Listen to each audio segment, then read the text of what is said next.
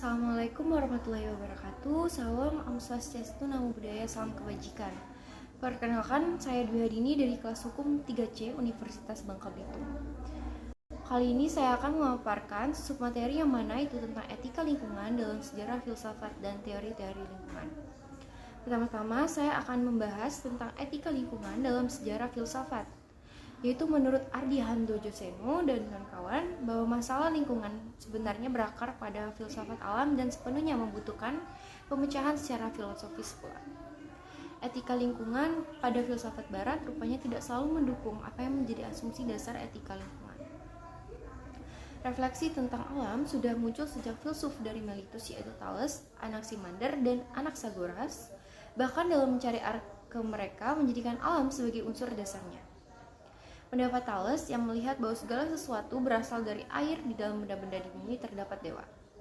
Heraklitos berpendapat bahwa api adalah awal dari segala sesuatu. Xenophanes melihat tanah sebagai arke. Empedokles mengajukan 4 elemen yaitu tanah, udara, api, dan air.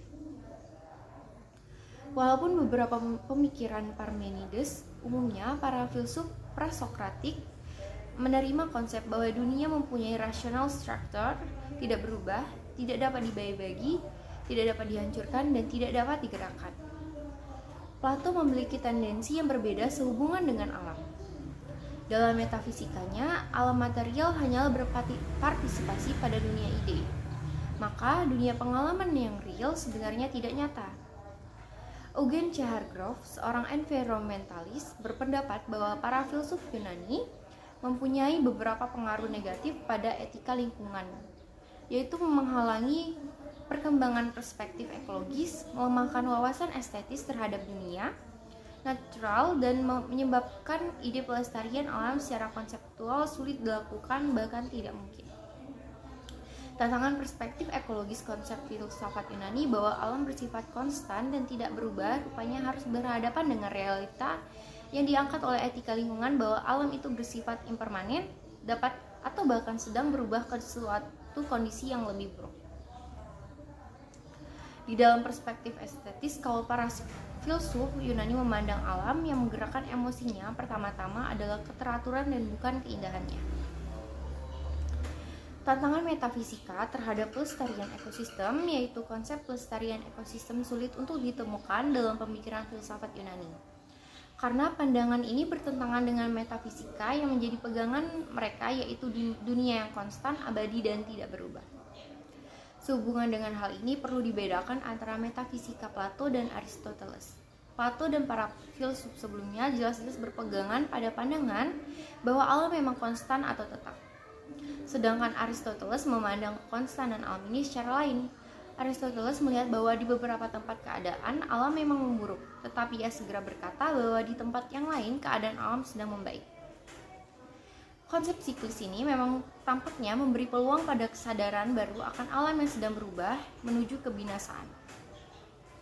Dikarenakan alam pada dasarnya bersifat siklis antara mati dan tumbuh, maka tak perlu campur tangan manusia dalam keseluruhan proses ini. Selanjutnya, Hargrove juga melihat bahwa tidak sepenuhnya filsafat Yunani melawan pemikiran etika lingkungan. Ada spot-spot dalam diri para filsuf yang biasa digunakan untuk mengembangkan etika lingkungan. Etika lingkungan jelas harus berterima kasih kepada Aristoteles yang menghargai observasi material. Pohon harus dilihat sebagai pohon dan bukan cepat-cepat mencari substansi di baliknya.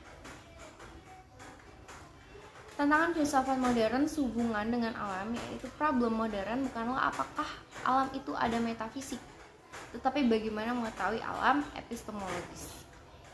Menakar sumbangan filsafat pada etika lingkungan, maka kaum environmentalis mengakui bahwa filsafat sejak zaman Yunani sampai modern memang tidak banyak memberikan dasar pada etika lingkungan, bahkan cenderung berseberangan dalam pandangan terhadap alam. Dari skeptisisme terhadap realistis fisik dan konsep alam yang tidak dapat rusak jelas bertabrakan dengan paham baru yang ingin ditonjolkan oleh kaum environmentalis tentang dimensi estetis dari materi dan alam yang sedang berubah. Filsafat sosial dan politis pun tidak menyentuh sisi pelestarian alam ini.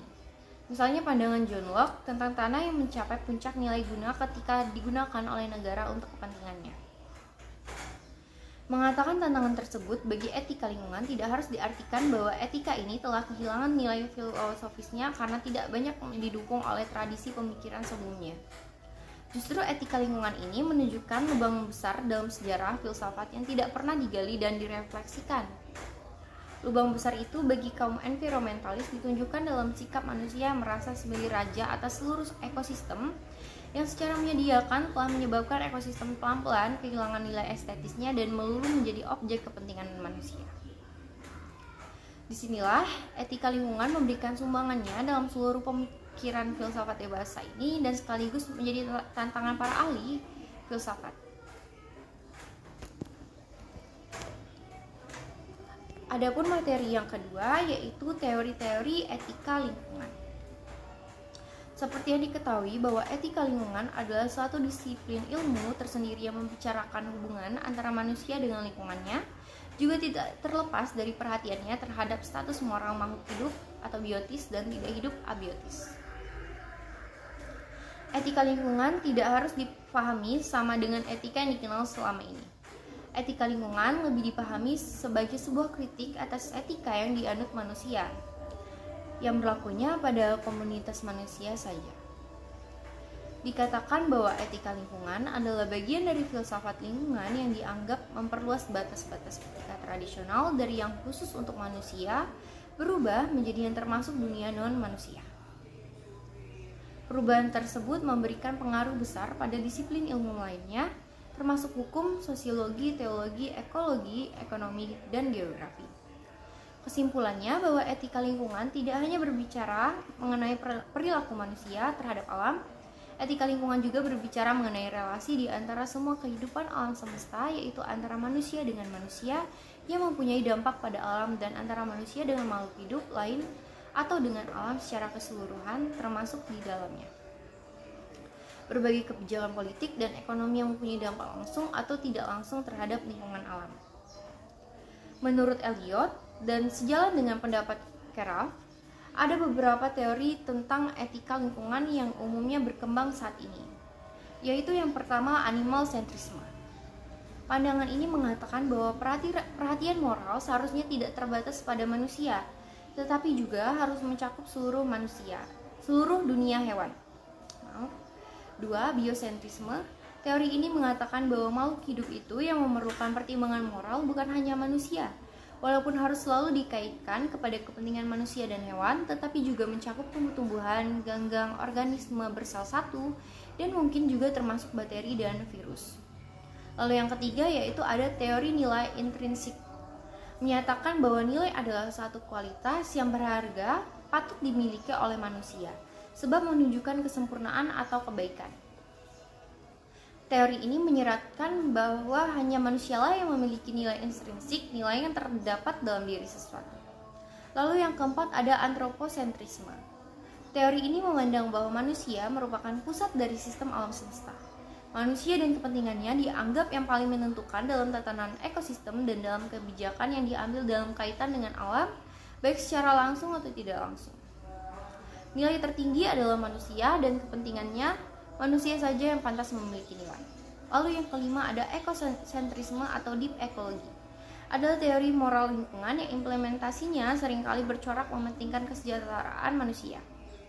Teori etika lingkungan ekosentris ini sering dikenal dengan istilah deep ekologi. Etika ini mengusahakan keseimbangan antara kepentingan individu dengan kepentingan keseluruhan dalam ekosistem. Secara umum, etika ekologi dalam ini menekankan hal-hal berikut. Yang pertama itu manusia adalah bagian dari alam.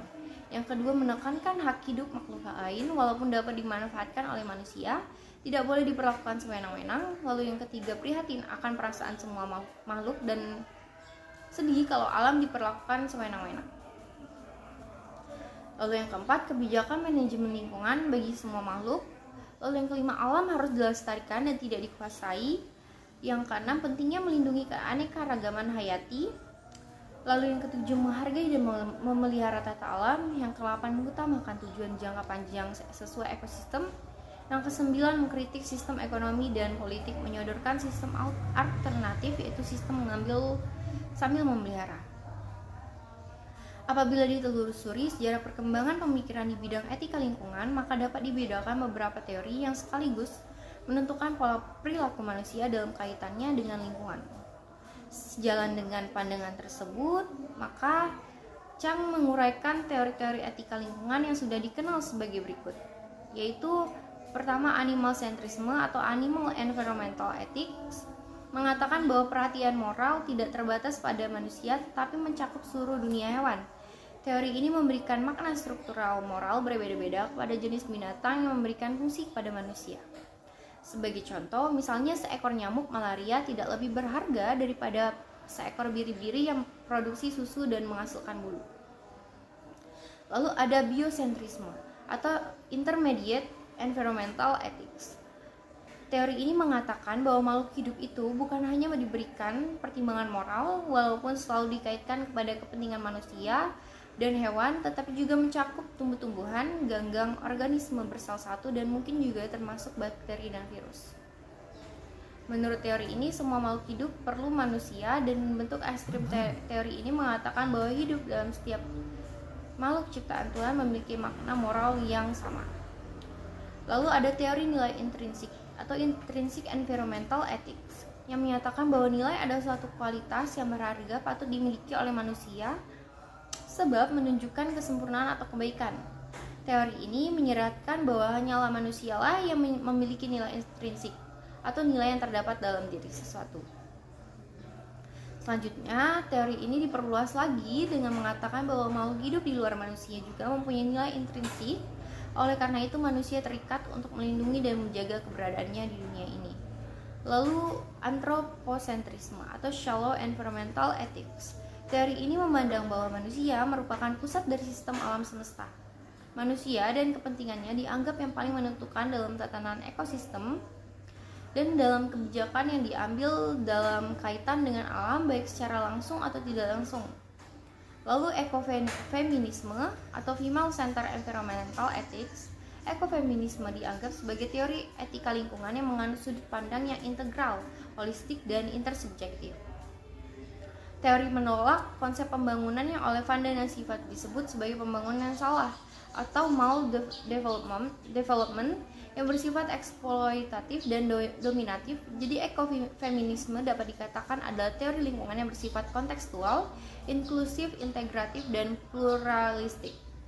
Pengertian ekofeminisme menolak semua perspektif yang berdasarkan pada logika nilai atau sikap dominasi.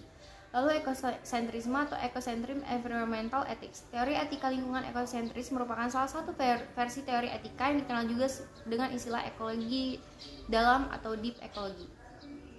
Etika lingkungan ekosentrisme adalah sebutan untuk etika yang menekankan keterkaitan seluruh organisme dan anorganisme dalam ekosistem.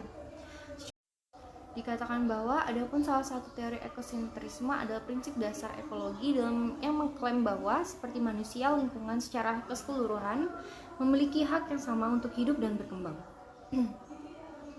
Sekian pemaparan materi dari saya, semoga dapat menambah pengetahuan serta wawasan kita semua. Terima kasih. Wassalamualaikum warahmatullahi wabarakatuh.